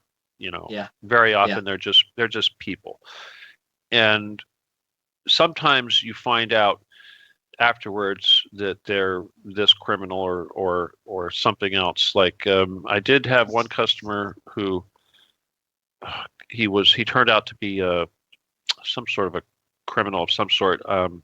Was arrested, and I didn't really hear about it until after that. But sometimes I have customers that turn out to be high-ranking CIA or something like that. Yeah. And this is just their gun, and it's their personal gun. They send you their personal gun, say, trick out my personal gun. Yeah. And and it's like what I used to say to people is that when I do this, when I would customize your weapon, you would become married to me. Yeah. Yeah. Because it's such a big personal. A gun is so personal, and unless you're of this community, you have no idea. People that don't wear guns. Have you ever wear a gun? Oh yeah, all the time. Okay. All right, then you know what I'm talking about. Yeah, you need to know it so intimately that you can be Well, let me tell you how intimate. Let me tell you how intimate guns are. I used to deal with guns. I used to get them every day from cops, people all over the country, and I'd open up the box, I'd take out the weapon, I could smell the person on the weapon. Yeah. Okay, their cologne, whatever. Yeah. It's there. If they send their holster, I get the holster style, the whole whatever, the whole 9 yards. And it's like, because Glocks, being plastic, they sort of absorb the smells of the person. Yeah. But that's a funny thing, though. Yeah. Anyway, yeah, we take that for granted as Americans, I think. But the other thing is I don't think we put enough effort into understanding how to handle knives as self-defense weapons. Knives are a very key part of your right to keep and bear arms, and to be proficient in knife handling and knife fighting to a certain degree is absolutely essential. And I know in the military we're given training in that, but that's something that is neglected in our right to. Scott, now you're getting into stuff. I can get metaphysical now. If you start talking about knives and stuff, it's really easy to get metaphysical. Yeah. Because now I don't even remember the name of the guy, but there was this famous trainer, and he died, I believe, in Guatemala or El Salvador or something like that. But he was back in the day, Yeah. and he would teach stuff like taking out sentries and stuff like Yeah. that. Yeah. And he was very zen, because when you are going to take out a sentry, you got your knife, you're sneaking up on somebody, Yeah. you have to make yourself not there. That's right. Okay, because your presence will be detected. It doesn't matter how Yeah. quiet you are. As soon as your energy gets near the other person, they're gonna feel your vibe. They're gonna know you're there. Yeah. So Yeah. so the major part of his training was to teach people how to not be there, which is crazy metaphysical if you get down Yeah. to it. Yeah. But no, I don't like knives personally. I really don't like knives. It's probably something Yeah. to do with my past life, no doubt. But Yeah. I like lasers. Yeah. Lasers are my thing. Uh, Well, dragon lasers are good Well, I too. mean, not even stuff that they're using in the field. I've seen, well, I've built stuff, but I built some nasty things for people, nasty people. But the I remember one time I was at a tactical expo, and there was a guy another engineer, another laser engineer that I worked with. He was a crazy Jewish biker meth head laser electro-optical engineer, if you can imagine that Yeah. combination. And he walks into this tactical expo with this laser weapon that he made that looks sort of like something that was made out of plastic or not plastic, but anodized aluminum machine parts that was Yeah. relatively square in nature, but in a rifle type of shape. And he said that this thing would put out ungodly amounts of power in the picowatts of high energy laser light. Yeah. And this thing is that it was so ungodly strong, and I don't care if it was daylight or what, that you could take it, and if you had an army of people out there, you could just scan it over those people and you'd blind every single one of them. Yeah. Yeah. Yeah. And this is what, that's the future. And I'll tell Yeah. you It something is. else. I was working on another project. It was the plasma beam. It was a Yeah. flashlight. So did you ever hear about that one? Yeah. Yeah. Yeah. All right. It was a CIA project, but Yeah. they they weren't content with just having a really bright flashlight that they could put a filter on, that they could blind you with the infrared light. They wanted it to make you have a seizure. Yeah. So we were trying to tweak it to where it would modulate in such a way that it would cause you to have a seizure. But I realized that only 30% or something, 25% of the population would be susceptible to that. I told them, it's like, come on, guys, Yeah. you use that on a crowd of people. There's only going to be so many that are going to fall down. The Yeah. rest aren't. They're not going to. They might be a little blinded, but they're they're not going to fall down. But what I really got into that I think really scared the powers that be is I realized that the modulated light produced a resonant wave, much like a sound wave. Actually, it was a sound wave, if you will. It's the same damn thing. It's a wave. It's like it travels the same way as sound. Yeah. And we had a very, very precise point source. The plasma, of course, was a point of plasma, and this was what made the light so good. But because it was a very, very small, tiny source, and we had this ultra precision parabolic reflector, we could have a very, very concentrated beam. It was about a 1 degree dispersion, which is like a laser, if you will. Yeah. But the thing is that I realized is that I could modulate this thing to put out a wave that would, if it was high enough frequency, it could break a crystal. Yeah. Yeah. Right. So you see Yeah. where I'm going with this? Oh yeah. Oh yeah. Uh-huh. Well, needless to say, steel alloys, Yeah. ferrous metal is of a crystalline nature. Yeah. Yeah. So what do they make weapons out of? Right? Well, we see a lot of the analysis of the World Trade Center towers, for example, catching up to what were the weaponry that was used in there. Was it nukes? Was it the I think combination of things? there's a combination. I think it was a combination, but I think Judy Wood, Dr. Judy Wood, she runs Yeah. around Star Wars weapons used. The problem with Judy Wood is she's very she's very focused on selling books, and she doesn't really work well with others. It's my concept or none Yeah. issue. And Yeah. she won't accept that nanothermite and all these things were also done. She's so sold on this thing. Now, the weapon that she talks about, and I know a lot of what she's talking about is speculation because she doesn't Yeah. really understand the technology that exists. Yeah. But the technology that exists that they would have used would have been an X-ray laser. Yeah. Now, an X-ray laser is basically a satellite platform that Yeah. holds a small nuclear device, and it uses a special rods which act as collimating tubes or optics, and they point these rods at the target. Now, when the Yeah. nuclear device explodes, a certain amount of that energy is focused and collimated by these rods into essentially a very, very powerful X-ray laser beam capable of destroying just about anything it touches. And that's Yeah. basically what hit the trade towers. Yeah. Well, That and a lot of stuff. There was also reports that I've just read that the nanothermite that they found was the residual product from nuclear weaponry.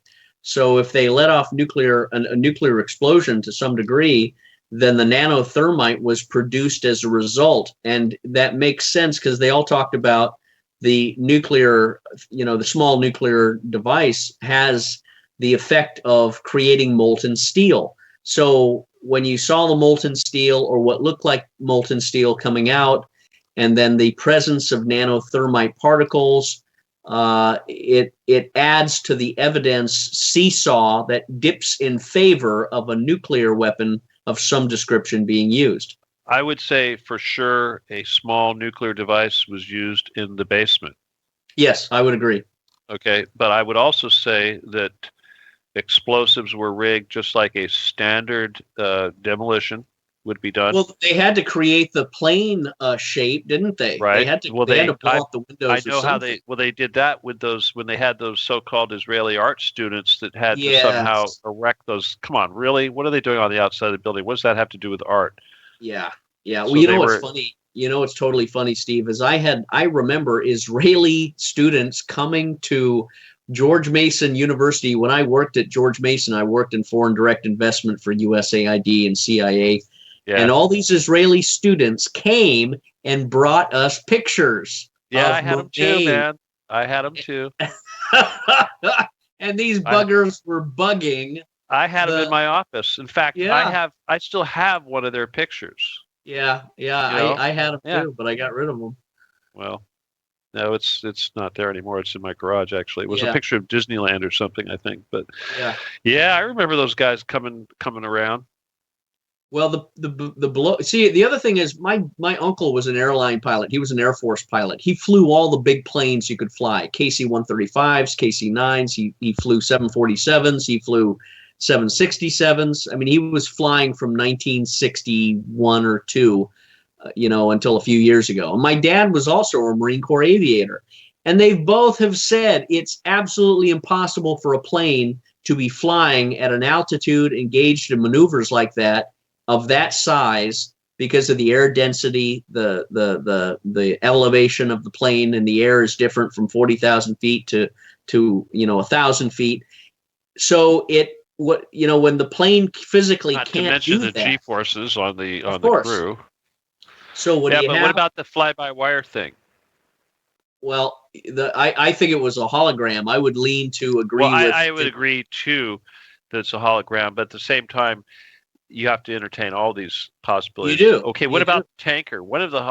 Clearly, one of the collisions was not a commercial airliner, but actually a military tanker that had that big underbelly thing. Here's the other thing. They could have had a tanker as the hologram image specifically because that was what was in the database of the military technology at the time. They didn't have a artificial plane in their hologram arsenal. They had a military plane so that they could use it like in World War II. You had blow-up tanks. Let me talk about holographic projections for just a moment, okay? Yeah.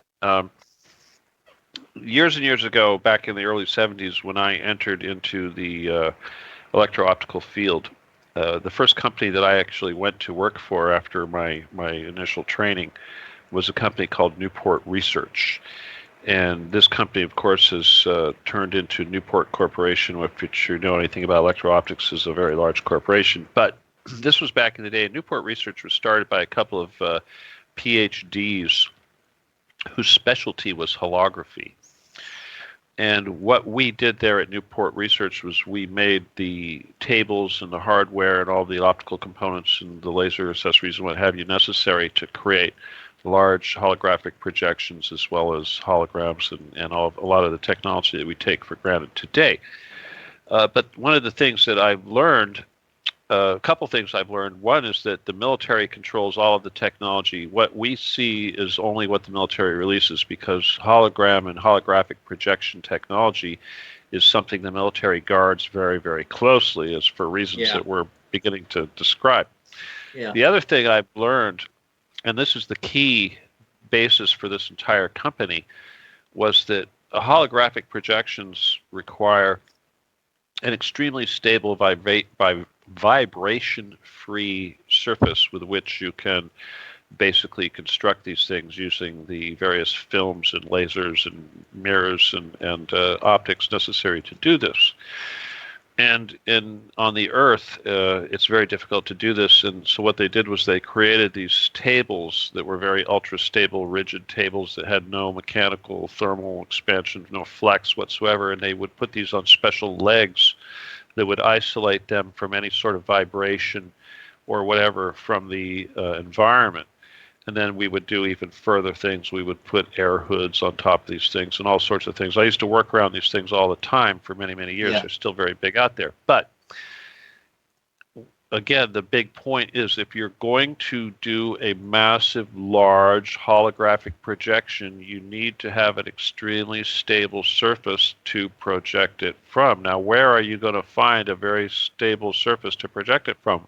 Building 7. Earth? Building 7. Building 7? Well, you think? Well, Building 7 went. Yeah, it could be. That's an interesting idea. The other thing was they said there was a plane that was projecting the hologram as it flew through the sky. Well, a plane wouldn't really be very good to do it. What they would have to use would actually be a satellite.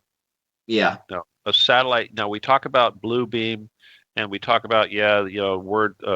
What do they call that? The word of God or something, voice of God stuff. Yeah. They're trying to concoct. Okay, this would be probably a satellite system with a very sophisticated laser optical scanner device on board, which could create the film. And so basically, what you're doing is you're projecting two images. It's kind of similar to 3D. But the precision required to get these things, because obviously, especially if you're projecting for, this would be hundreds of miles or so from space. The ability to combine these beams and do so with microscopic ability is just incredibly difficult. So a satellite platform is pretty much the only way you could pull off something like this. That's MRO. If it was on Building 7, let me just say it. Let's say they had a holographic projector set up on Building 7. When any of those activities took place, there would be vibrations in the image. The wind blew. You couldn't do it in the atmosphere. Though even a slight blow of the wind would cause a slight distortion in those beams, and it could destroy the image. So if it was a ground-based system that they were trying to use to project that image, we would have seen a really crappy projection. It would have been glimmering back and forth and what have you. So again, I think a satellite is the only way they could have possibly pulled that off. Yeah. Or how about this? Here's an idea. Oh my God. Fuck. Oh, shoot. Almost said something here. It's that damn space plane. That's what that damn space plane is. Well, that's what we saw, right? That's what I said before. They have a plane that supposedly was flying above. Yeah, but I'm talking about, it looks like the shuttle, only there's nobody on board, and it stays up there for years. Yeah. That could be a perfect platform for this. Well, there's something nefarious. There's something deceiving that was done. It certainly wasn't what they tried to sell it to the American people as, and that's the simplicity, and that's as far as we need to go, because you can't let people flee and hide in the complexity or the difficulty of mentally calculating this stuff. You have to present it very, very, very, very, very simply. And it is very simple to say, hey, no plane parts were found in the buildings. Hey, it's impossible against the laws of physics that every engineer and architect will confirm that a building falls at free fall speed when something hits it from the top. Oh, Well, and it's I also, want to suggest something though. I think it's kind of important here, because we talk about these incidents right now. We're talking about 9/11. Prior to 9/11, we had Flight 800, and we had very similar situations where people said, "Oh, it was a missile, it was a bomb on board, it was the Navy firing a shot, it was a laser, it was this, it was that." Uh, you know, Same deal. And what I've learned from all of these exercises and these sacrifices, these big dramatic human sacrifices that these yeah, productions they put on, is that they use multiple methods to carry these things out. So, and they do this on purpose. So, like you said, we will get caught up in the minutiae yeah, of the process, and we will not ever go to the direct thing that we should be going to, which is the fact that it happened and these guys did it. How they did it, it doesn't matter. All of the above. yeah, We're so yeah, busy arguing with each other, like Judy Wood, over whether or not it was a space-based weapon or a nuke in the basement or nanothermite or yeah, a jet or a hologram, jet fuel, you name it. yeah, Uh, and we've been doing this now for how many years have we been? yeah, Let's see, 2001. Yeah, exactly. So it's ridiculous. yeah, And it's almost like, for instance, when I hear people they have ambitions to run for president, and they say, "Oh, we want 9/11 truth. We're gonna go back and readdress this 9/11. We're gonna get to the bottom of this." It's like, really, people, you need to yeah, get to the bottom of this. Come on, how about we go to the Getty and we go underground and we root out all those Satanists that are underground running our country, and then maybe when they're all gone, maybe this stuff on the surface might sort itself out a little easier. yeah, That's what I think. yeah, Rather than doing war against our flesh and blood, we need to go get those dark, evil entities hiding in the shadows. yeah, yeah, That's my theory. That's where the fight needs to go. The fight is not in Washington or the State House, Monsanto headquarters, or George Soros's living room. yeah, It's in the damn bunkers yeah, underground. yeah, That's where the fight is. yeah. Well, people get the political leaders that are a reflection of them. If you had people rising up and running for office, compelling and talking to their fellow citizens and waking people up, you would have a healthier group of people standing up for political representation, political office. And I know there's people who say the political elections are rigged and this and that, but you know what? We have an opportunity to stand in an auditorium and tell people the truth and let their hearts judge, who is the honest person, who is the person that really loves America and is running for political office. I think we're on the precipice of that dawn. I think you're going to see an increasing population of fearless hardcore leaders because we're now pushed into a corner. We're seeing the insanity of the neoconservative post 9/11 police state America, and everybody's sick of it. And funny enough, everybody's looking at Russia saying, my God, that's the only country that seems to be representing freedom and stability in the world. We're going around the world tearing up Libya, tearing up Iraq, tearing up Syria, tearing up Ukraine. We're planting bombs up in Poland and Romania. We're pushing the Russians here. We're backing George Soros. We got all these Muslim refugee Wahhabis going up into Europe, causing Brexit, causing rapes in Sweden and Germany. And it's all our fault. It's entirely America's fault because Obama has done it, and Obama's hermaphrodite military leaders have done it, and Hillary Clinton has done it. All of those people represent us. They didn't swing into Washington, D.C. on a pirate ship with a sword between their teeth, swinging on a rope. They got there because we put them there. And we put them there because weaklings and idiots in the American church weren't man enough or woman enough to stand up with moral outrage and demand someone better than Romney. And then these idiots vote for Obama a second time. When I was in prison in 2012, when we first were getting this out, Brad Birkenfeld and I tried to get this to Reince Priebus at the RNC and get it to Romney's people. We sent it out to a variety of people at the RNC and in his leadership team, and no one did a single thing. And that confirms to me, you don't represent the American people. You don't represent the Constitution. You don't represent American soldiers who are fighting and dying, who are being blown up by bullets and bombs and IEDs that are being financed through these Swiss bank accounts. And by their fruits you shall know them. And that's why all of this stuff, it's not just sowing seeds in the wind, it's sowing evidence that can be used to hang these people, to push them out of office, to hold them accountable in legal lawsuits. As I think there's a lawsuit that's was just put out there. They're suing the Sandy Hook, the media, for pushing the Sandy Hook false flag event. If you've seen that, more of those things are needed. That's pretty wild, huh? Yeah, it's amazing that story. But again, it's almost like here we are talking about 9/11. It's that beating a dead horse. How many times they do this in front of us, and look at how many false flags they pulled off just this year. Yeah. So it's, and the speed. Well, you got, no one pays attention until you really analyze it. Jim Fetzer's done a lot of great work in that, but you look at Sandy Hook, and Paul Preston's confirmed a lot of that. All the cars at Sandy Hook were parked exactly the same way. I mean, it's like you took 150 cars and you just drove them in like a valet at a hotel, but they're all facing the same direction. Every single car in the parking lot is facing north or whatever the direction is. That's impossible unless you're just driving a bunch of cars in for a photo shoot.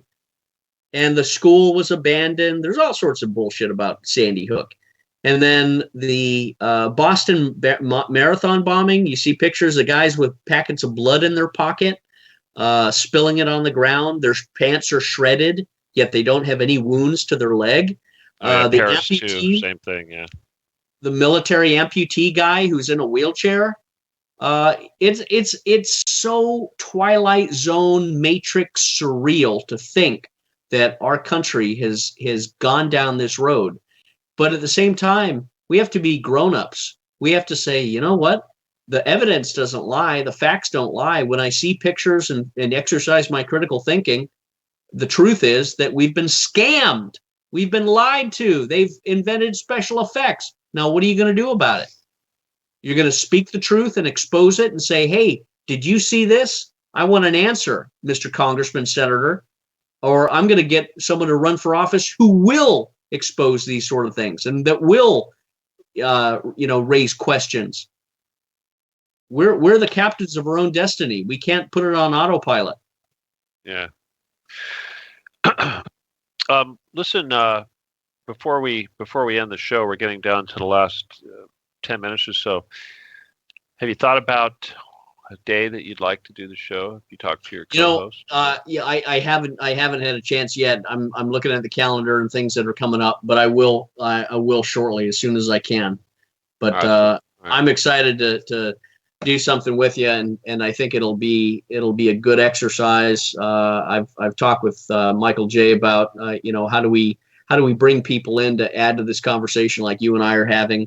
I think there's wisdom in having teams of people and discussions, with people with diverse backgrounds. So I have. What do you think about this time, though? The time like this show right here that we did tonight. Do you think this is a good time for you? Well, it's a possibility. It is a possibility. I wouldn't, I can't commit to anything right this second. All right. Okay. Well, this is what we consider the prime time slot. That's why I'm letting you know this. Yeah. So in other words, if this works with you, because I don't know if you're like me, obviously, you commit to a slot, and then that'll be the time that Press TV calls all the time. Oh, Yeah. can you do Yeah, we want you in 15 minutes. My show just started. Oh, we're sorry. Yeah. Yeah, obviously that happens, but usually for me, it's only 5 minutes or so, and I can do it between shows or something. But Yeah. all right. Well, I hope Well, you can do that too. this is a real possibility. This could be the good time to do it. So, Well, it I'll could put it, be. It is. I'll It put a is. bookmark in here. Yeah. Yeah. Okay. I know. All right. Well, I know you've got a ton of stuff going on out there. But the world situation isn't really getting any better, any quicker, and like you kind of expressed tonight so well, this is one of the ways that we can certainly try to wake up people and spread the truth around and show people. The other thing, like I was telling your buddy, is that one of the things that's really important about what we do here on the radio is we show people how to have courage. Yes. And how to say the things that need to be said without worrying about somebody's going to kill me, You or can't this kind of thing. you can't have fear. You can't have fear. Either, you have faith that God is in charge of all things, and like I said, to be absent from the body is to be present with the Lord. Whatever your spiritual comfort is, you have to rely on that. And there are some things that are worth dying for. There are things worth fighting for, like your children, like your wives, like your home, your property, your freedom, your liberty, your honor, your manhood. And you're either a free man charting your own course, making your own decisions, or you're a slave and you're being slowly strangled. And we have to stand up and fight. And that means rediscovering what it means to be a man, to be a warrior. It means getting off whatever mental medication that they have you on. It means stopping drinking the soy milk, which effeminizes with estrogen. It means owing to your family a sense of toughness and toughing up and not being apologetic and not being overly. You can't be politically correct if you're going to stand for the truth, because everyone who hates the truth loves political correctness because it makes everything gray. There is no right or wrong. There's, whatever works for you and all this BS. You have to be prepared to stand up like a man. You have to be prepared to plant a flag and stand by it. That doesn't mean being aggressive. That doesn't mean being outrageous or violent or illegal, but it means standing your ground for truth. And 9/11, make no mistake, was the critical paradigm shift. It was the Battle of the Bulge that the bad guys pushed out for 15 years, but now we're pushing them back in. The Battle of the Bulge is reversing itself. All these neocons, the Dov Zakheim, the Roger Zakheim, that's something that no one knows about yet, Steve, and that is that Roger Zakheim worked at the House Armed Services Committee. His dad was my boss at Booz Allen Hamilton. Roger Zakheim then went to work for Covington and Burling, the same law firm that represents all of these Swiss banks that were given money to the Hillary Clinton Foundation. And Eric Holder and Lanny Brewer are working there now. They worked there before they became attorney general people, and then they went back after they retired. So there's a whole case, there's a whole legal case that can be brought in front of the courts to say all of these people have committed treason. And Bennett and Birkenfeld are the witnesses. Shell Game, and I would encourage people just to go Shell Game on Google by Scott Bennett and Google the book. You can get the PDF. And that explains, and it has all the documents, all the WikiLeaks cables that Julian Assange is going to be releasing in the next month or so. All of those WikiLeaks cables connected to UBS, Union Bank of Switzerland, Brad Birkenfeld, Edward Snowden, who was the CIA analyst targeting Birkenfeld in Bern, Switzerland. That's something else that no one's talked about. Snowden is supposed to be trying to get a pardon, so he's not being aggressive in talking about this, and probably because Obama has said, hey, we'll give you a pardon, but you can't breathe the word about your connection to Birkenfeld or anything else. But I have to say, I think Julian Assange is the real deal. I think he's putting it out there. I know people have said he's a limited hangout and all that stuff. I don't think so. I judge people by the spirit and by my gut, and I think he's the real deal. But people need to get the book Shell Game, make it their own, and trust me, that is the That is the crucifix that they can hold up to the face of the vampires in Congress, in the military, in the media, and they will run from that book. They will cower. But that's your weapon. That's your light to hold it up. Remember the scene in Lord of the Rings where the Hobbit holds up that little elf module of light to the big spider and it backs down?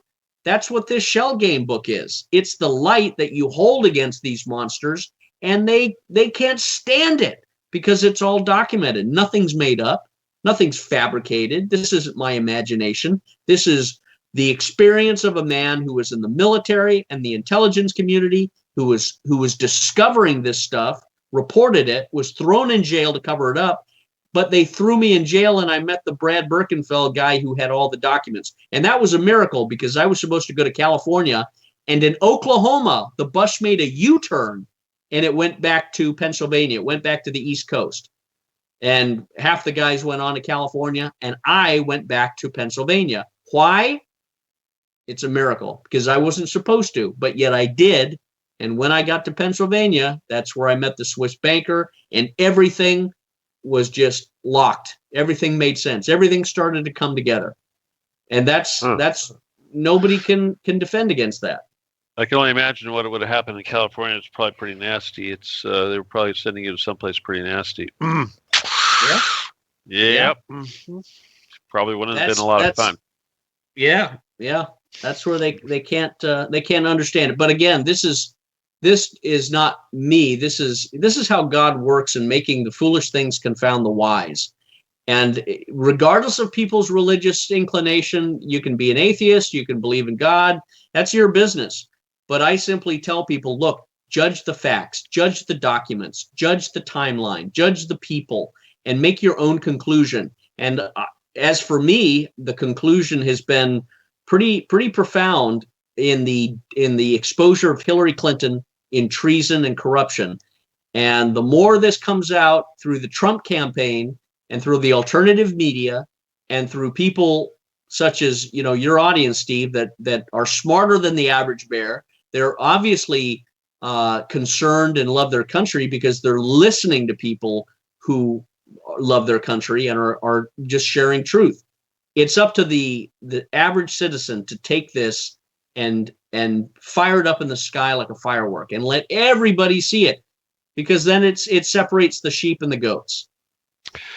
All right. Well, once again, the title of your book was Shell Game. Shell Game. All right. And hopefully we're going to get you on this network really soon, and we're going to be featuring your book in our little store section. But either way, obviously, your post and connections for how to get to it are going to be on my Facebook page, I hope. And you will also, if you're not a member of the Facebook page for Truth Cat Radio, please join that. And that's a great place for you to post these things.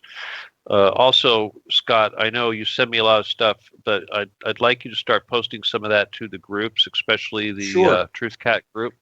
We have a Truth Cat group that just passed 3,000 people.